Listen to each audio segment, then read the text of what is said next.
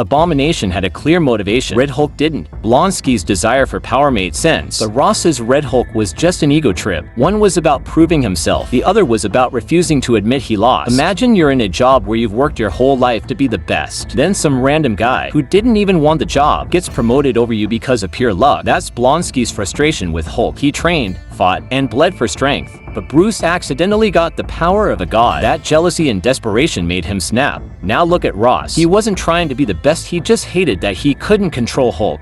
His transformation into Redhulk wasn't about proving himself but about cheating the system. It's like a boss who loses a fair argument and then changes the rules just to win. That's not a compelling villain arc, it's just petty. In The Incredible Hulk 2008, there's a scene where Blonsky, despite his human limitations, keeps challenging Hulk. Even after nearly dying, he tells Ross, "If I had what he had, I'd be a god." That line tells us everything we need to know he's obsessed. Redhulk never had a defining moment like this. His transformation felt more like a fine, I'll do it myself reaction rather than a genuine struggle. Abomination embraced being a monster. Redhulk whined about it. Blonsky never complained about the price of power, but Ross acted like he deserved all the benefits without the curse. Imagine the people who take steroids to get buff. One accepts the side effects, saying, "I knew what I signed up for." The other acts shocked when they get health problems, whining about how it's not fair.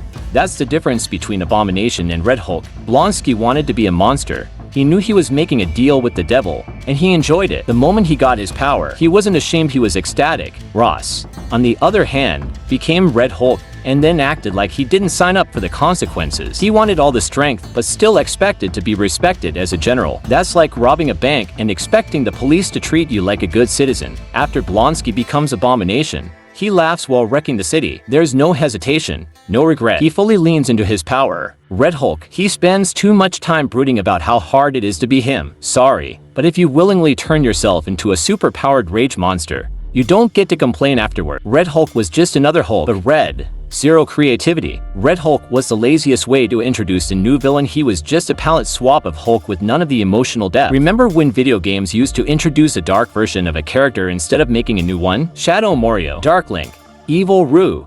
That's Redhulk. Abomination at least had a unique design. His exposed bones, reptilian look, and leaner build made him feel like a twisted, evolved version of the Hulk formula. Redhulk was just Hulk with red skin, no scary visuals, no disturbing transformation, just a simple color change. That's the superhero equivalent of a restaurant serving the same burger but calling it spicy just because they added a little sauce. Why it mattered? Part of what made Hulk vs. Abomination exciting was that they felt like different monsters. Abomination was brutal, more agile, and loved fighting. It was a clash of fighting styles. Redhulk, he punched like Hulk, ran like Hulk, and even got angry like Hulk. If you're going to introduce a new version of an existing character, at least make them feel fresh. Redhulk made Ross less interesting because it took away what made him a great antagonist in the first place. Imagine if Lex Luthor suddenly became Superman. He stops being the opposite of Superman and just turns into another version of him. That's what happened to Ross when he became Redhulk. Ross, as a general, was the perfect enemy for Hulk. He represented control, order, and authority, everything Hulk wasn't. Their conflict was ideological as much as it was physical. By turning Ross into another Hulk, Marvel ruined that dynamic. Instead of being a military strategist using brains to stop Hulk, he just became another brute force villain. That's like if Batman's greatest enemy suddenly became another Batman, but with a slightly different suit. It doesn't add anything new. The early scenes in The Incredible Hulk 2008 where Ross strategizes how to trap Hulk are great because they show how different they are. Hulk is unpredictable, but Ross is methodical. Once Ross became Redhulk, that contrast disappeared, making him just another strong guy. Abomination had a satisfying final fight. Redhulk's fights felt empty. A villain's final fight should be personal, not just a brawl.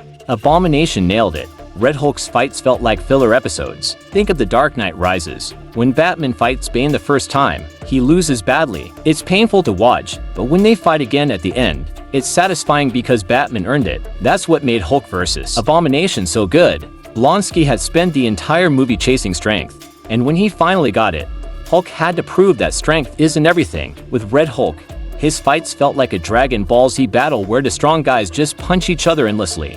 No emotional stakes, no deeper meaning, just muscle slapping muscle. In The Incredible Hulk 2008, Hulk using the Hulk smash thunderclap to extinguish the flames around Betty before finishing off Abomination was a perfect way to end their battle. It showed Hulk's strength and his heart, proving why he was better than Abomination. Redhulk never had a moment like that because his fights were just about who could punch harder. That's not storytelling, it's just noise. Redhulk felt like Marvel needed a new action figure to sell, not like a character with a real reason to exist. Imagine a long-running TV show where they randomly give a character superpowers just to keep things interesting looking at you. The Flash. That's what happened with Ross. Redhulk wasn't introduced because the story needed him. He was created because Marvel wanted another Hulk-like character, but instead of developing a fresh backstory, they just took an existing character and slapped red paint on him. Why it worked for Abomination. Blonsky's transformation was a gradual descent into madness. He earned his monstrous form. Why it failed for Redhulk. Ross becoming Redhulk wasn't the next step in his story, it was just a shortcut to make him a bigger threat. Instead of being the brilliant tactician trying to take Hulk down with strategy, he just became another guy who punches really hard. A villain should challenge the hero's deepest fears. Abomination did that. Redhulk didn't. In Spider-Man 2, Doc Ock represents Peter Parker's fear that his double life will destroy everything he loves. A good villain forces the hero to confront their worst nightmare. Blonsky was Hulk's worst-case scenario, a version of himself that wanted destruction. He showed what happens when you fully embrace the monster within. That's why their fight wasn't just physical, it was symbolic. Redhulk.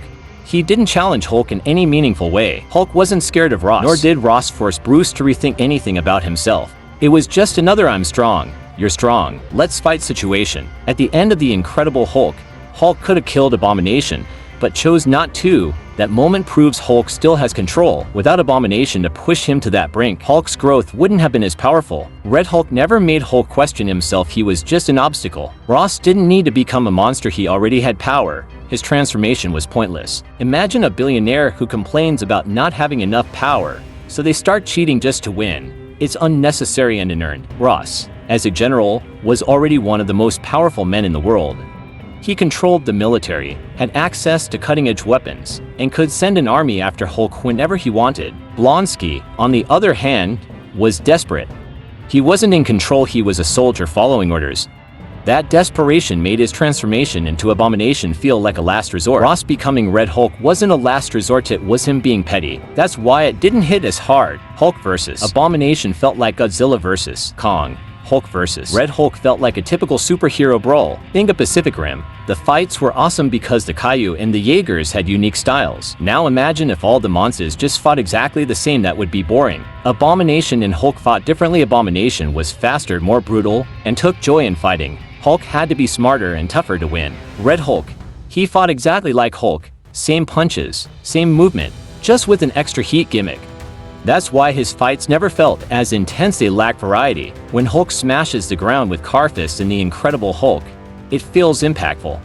When Red Hulk fights, it's just a guys throwing the same punches over and over. No creativity, no excitement. Red Hulk's role was confusing. Red Hulk was never sure if he was a villain, an anti-hero, or just another superhero. That lack of identity made him forgettable. Imagine if Thanos was a villain in Infinity War, but then in Endgame, he suddenly became a good guy without explanation. That would be jarring, right? That's what happened to Red Hulk. One minute he's a villain, the next he's working with the Avengers. He had no clear arc. Abomination felt like a true monster movie villain, visually distinct, thematically relevant, and a personal challenge for Hulk. Red Hulk? He was just a what-if Hulk, the red idea that never had the same emotional weight. That's why one worked, and the other didn't.